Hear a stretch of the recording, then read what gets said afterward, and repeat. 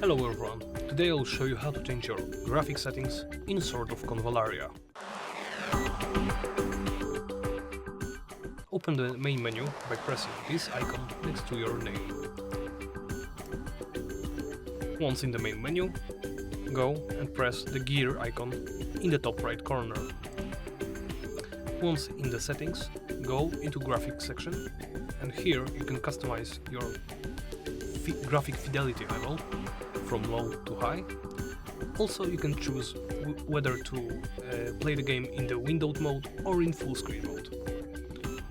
Once you are happy with the choices you made, simply press outside of this window to go back to the main menu and tap this arrow to go back from the main menu to the game itself. And that's it. Thank you for watching, and please remember to comment, like and subscribe.